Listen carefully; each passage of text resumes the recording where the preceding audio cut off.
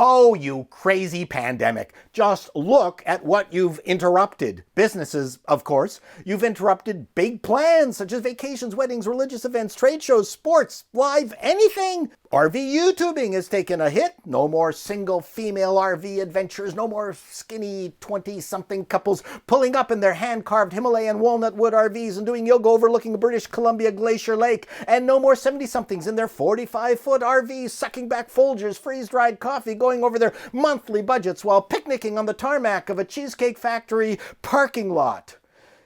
Sorry about the RV YouTube digression. We just bought Pleasureways RV and it ain't doing much sequestered in its fenced-in storage facility. Anyway, my point is that this pandemic has paused our Mobius treadmill of life. A Mobius strip is a non-orientable surface. It goes in a circle, but it only has one side, basically like your life. We have been living this non-orientable, one-sided treadmill, watching it get worse without really doing much, except for complaining about it.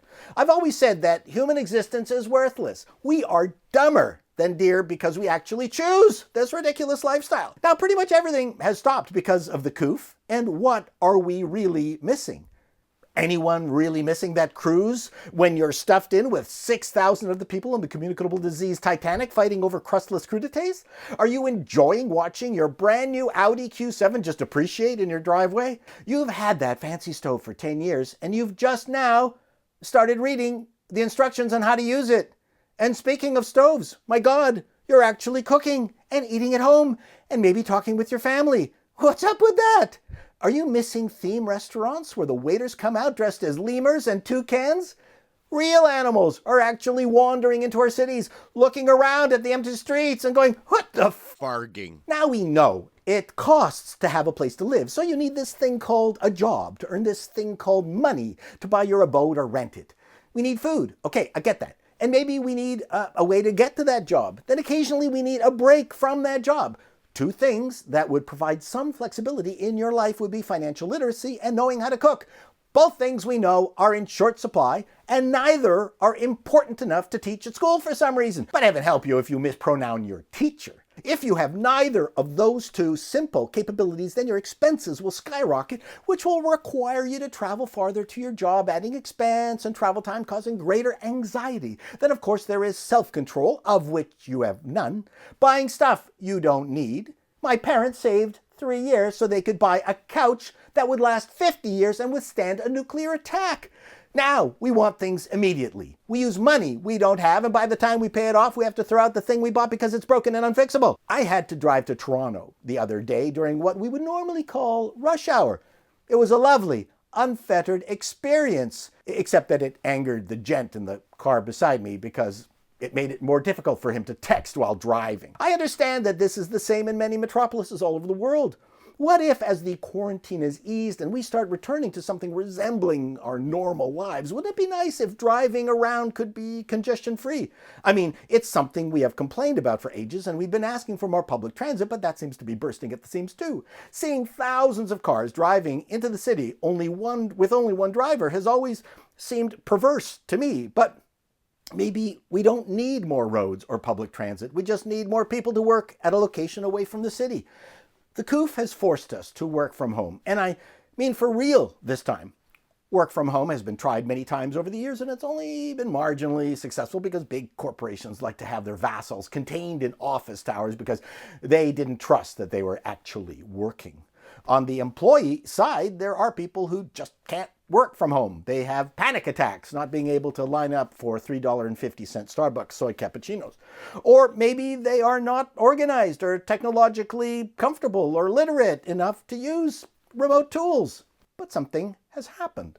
The mandatory quarantines have forced employers to actually try to make remoting work, and it has forced employees past the point of sobbing uncontrollably into their memories of Dusseldorf throw pillow and realize, hey, this is not so bad.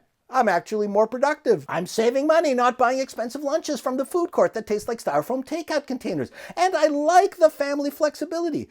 That being said, parents who are working from home with small kids, not in school, are having a really hard time of it.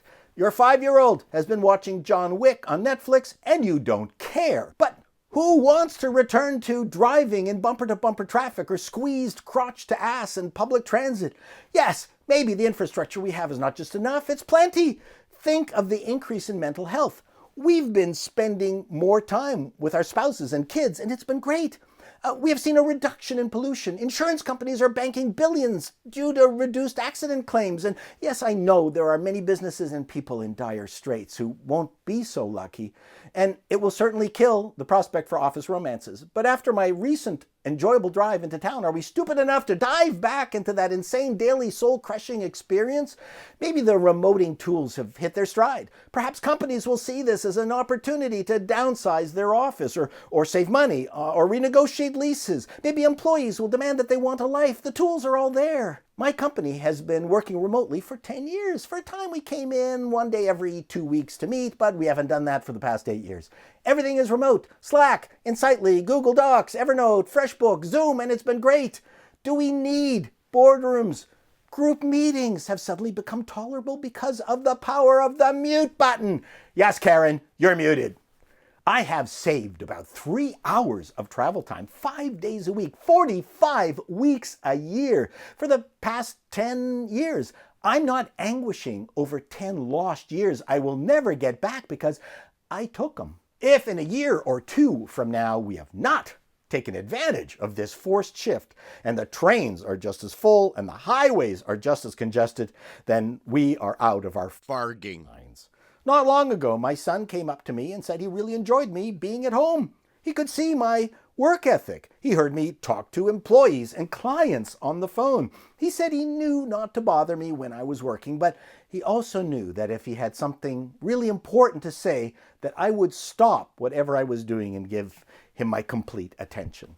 He really loved that. I've always felt that quality time was a crock of shit. There was no way to assuage a year's worth of neglect into one freakishly expensive week at the Hookah Mooka Lodge at Disney World, or the couple of weeks during Christmas where you're stealing away to work anyway because it's quiet. There's only quantity time where you let the moments find you. And because we can't stop this march of time, we'll eventually find out how this all plays out soon enough. Anyways, take care, denizens. Till next time. So long. Stay safe.